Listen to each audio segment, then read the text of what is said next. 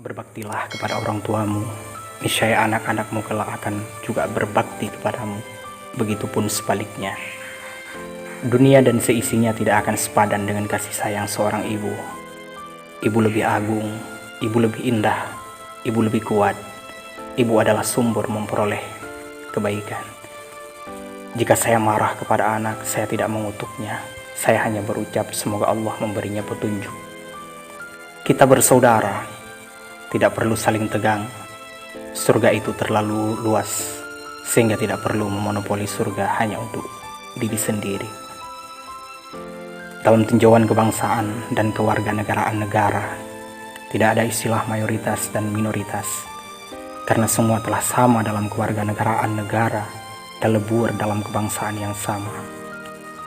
Akhlak bukan hanya hubungan sesama manusia, melainkan juga dengan seluruh wujud. Kita kembalikan kepada Rasul, bagaimana dulu cara beliau menyikapi perbedaan pendapat. Kalau ada orang merasa benar dengan pendapat sendiri, itu bukan Islami. Hidup ini akan terus berlanjut, baik itu engkau tertawa ataupun menangis. Karena itu, jangan jadikan hidupmu penuh dengan kesedihan yang tidak bermanfaat sama sekali.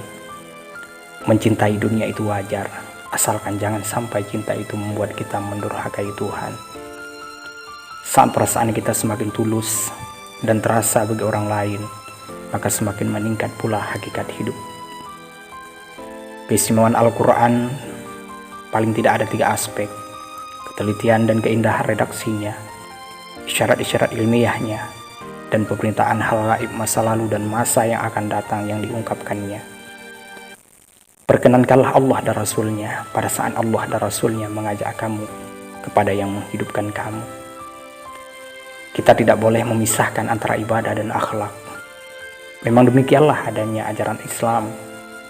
Bahkan kalau kita mau lebih rinci lagi, kita bisa berkata sebagaimana sabda Rasulullah, "Aku tidak diutus kecuali untuk menyempurnakan akhlak." Perbanyaklah bersyukur. Alhamdulillah, itu yang akan mendatangkan kebahagiaan.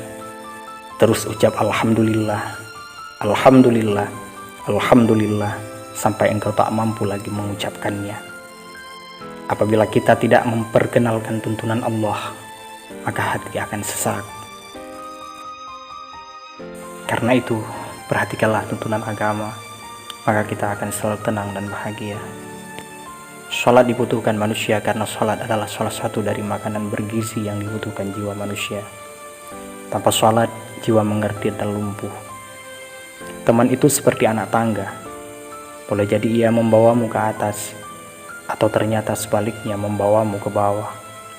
Maka hati-hatilah anak tangga mana yang sedang engkau lalui. Bantuan Allah yang didambakan akan datang melalui kerjasama antara manusia. Allah menuntun setiap makhluk kepada apa yang perlu dimilikinya dalam rangka memenuhi kebutuhannya. Sebab itu, jangan engkau merasa gundah terhadap segala sesuatu yang terjadi padamu, karena semuanya sudah atas izin Allah. Keberuntungan kadang memainkan perannya dalam kehidupan manusia, sekalipun kerap tidak masuk akal, karena itulah takdir mereka.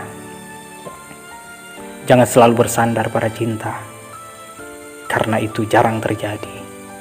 Jangan bersandar kepada manusia, karena ia akan pergi. Tapi bersandarlah kepada Allah, Tuhan yang Maha Esa, karena Dia yang menentukan segala sesuatu. Tidak harus banyak teman agar engkau menjadi populer. Singa sang raja hutan lebih sering berjalan sendiri, tapi kawanan domba selalu bergelombolan. Yang diperhitungkan bukan jumlah teman di sekelilingmu, akan tetapi banyak cinta dan manfaat yang di sekitarmu. Hati itu punya kelompok. Jika yang berkenalan adalah hatinya, maka akan berlangsung klop. Yang tidak, akan berjauhan. Jadi, akhlak terbentuk dari pembiasaan. Maka dari itu, carilah teman-teman yang baik, agar kita menjadi baik. Allah menilai kehendak bukan perbuatan. Niat adalah kehendak yang kuat. Kalau kehendak terpenuhi dan kemampuan ada, maka yang dikehendaki dapat terwujud atas bantuan Allah. Jika yang diharapkan belum terwujud, maka periksalah terlebih dahulu kehendak Anda sebelum memeriksa kemampuan Anda. Karena kurangnya kemampuan dapat tertutupi oleh kuatnya kehendak. Gugur kewajiban agama bila kemampuan tak dimiliki. Camkan firman Allah, siapa yang mengkehendaki kehidupan dunia, akan kami segerakan di dunia apa-apa yang kami kehendaki. Sedangkan siapa yang mengkehendaki kehidupan akhirat dan berusaha sungguh-sungguh sambil beriman, maka mereka itulah yang usahanya disyukuri. Ajaran agama adalah paru-paru jiwa yang menghirup oksigen kehidupan. Tak ubahnya paru-paru jasmani.